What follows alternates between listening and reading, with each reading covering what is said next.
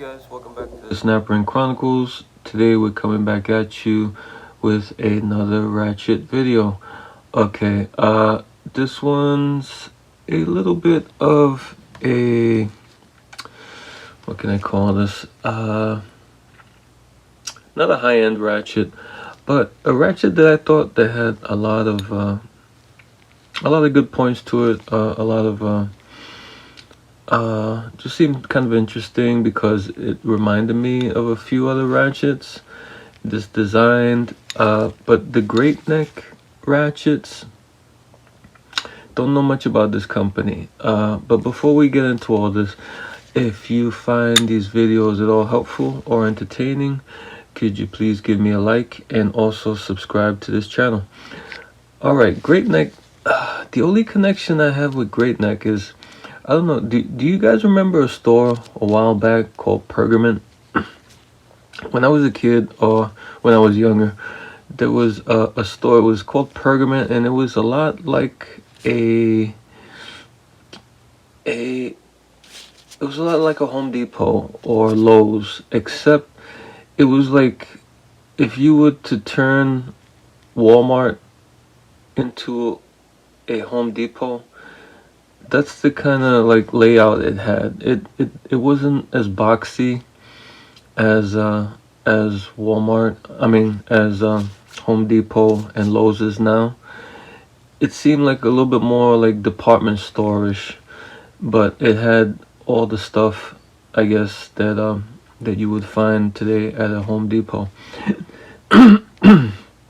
Excuse me. And like once in a blue moon I would go in there and I would check out the tools or whatnot, and I remember they had GreatNeck I think was the predominant brand they carried, but I'm not sure if GreatNeck was their brand or what the deal is, because like when I look today I see there's GreatNeck still available like on Amazon and stuff like that, so I'm not too sure what the connection with Pergament and GreatNeck might be.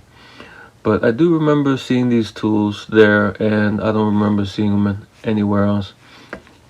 Well, here's a ratchet. This is a 1/2" ratchet, and this is the 38000 model. And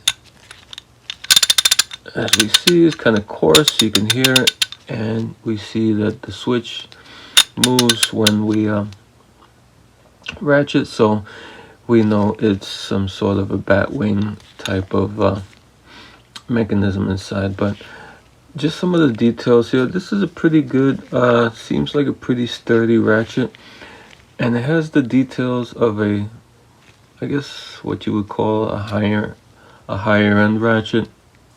You see the plate is engraved, and it has the safety goggles symbol, replace worn parts, warning, inspect, clean, and oil. This reminded me a lot of this series of Duralast ratchets that I've done a couple of videos on. This series probably appeared maybe like 12 years ago. Don't quote me. Something like that. Something like maybe 10-12 years ago. This is what Duralast AutoZone was offering in their ratchet sections, and this, from all accounts, this is a bulletproof, heavy duty, rugged ratchet. Good quality, not made in the USA. This is made in Taiwan. This is also probably, I don't see any markings, but I would say this is probably made in Taiwan also. But this one and this one, they share some similarities. A little bit different plate shape, but you can see the engraving on the plates are similar. And this one, I will say off the bat, is a little bit more refined than this one. The GreatNeck is a little bit less fancy. This one, should I pop it up? Yeah, let me just pop it open real quick and show you. This one has a gasket in the front, with the anvil, and it has also a gasket in the switch. I'm not going to take it all apart, but I'm just going to let you know. And this GreatNeck doesn't have a gasket, but let me open it up and show everybody what's inside. You're going to need a Torx 10, bit to open this up. Just unscrew the screws, and I didn't detect any Loctite on these screws. Maybe it wore off, I'm not sure, but I didn't really see any. It looks like it was worn down there a little bit, the screw, but I don't see any type of Loctite. And we just lift up the anvil a little bit, and here's the plate.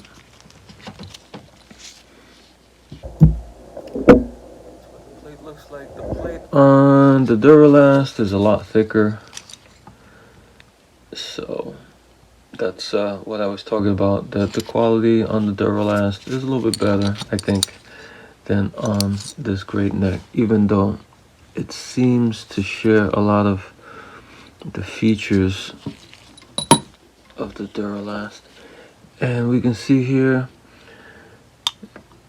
you see the pawl on the Duralast and the pawl on the GreatNeck. You can see the size difference, and they both have a Torx screw holding them down. This one has a tiny Torx screw. This one has a T10 Torx, like the screws on the plate, holding it down. But you can see the difference in the size of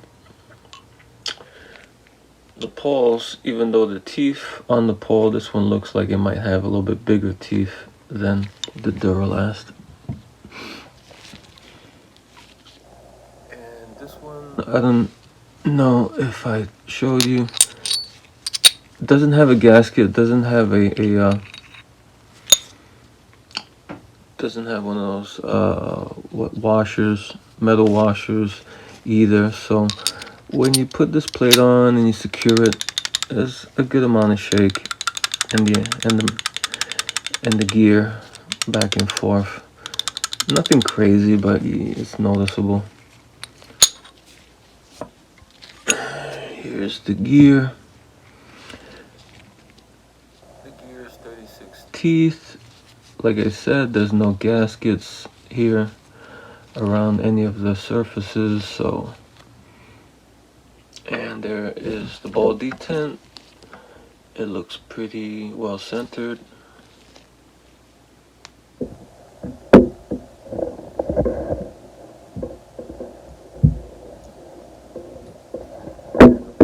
It has a screw also, and like I said, that's a T10. That screw. And here, kind of surprising, we do see some Loctite on this screw, and we didn't see any on those screws, so that's kind of interesting. And here's the pawl, and there's a spring and a ball underneath the pawl. Ball looks like just a silver ball bearing, and here's the spring. The spring kind of small and short for a ratchet this size. Like the clicks are more pronounced on the Duralast. There's more tension on the ball underneath the pawl on that one than on this one, and I can see why. This spring looks a little bit weak, but it also helps having a weaker spring, and you have less back drag on the mechanism. So I guess you can look at it either way. Here's the pawl. That's what it looks like. And here's the switch. The switch has been battered a little. You can see there's some battle scars on the switch. It's been dented. It's made of metal, and it has like a hex opening, and the other side of the paw has a hex protrusion, and that's how it engages with the switch, like that.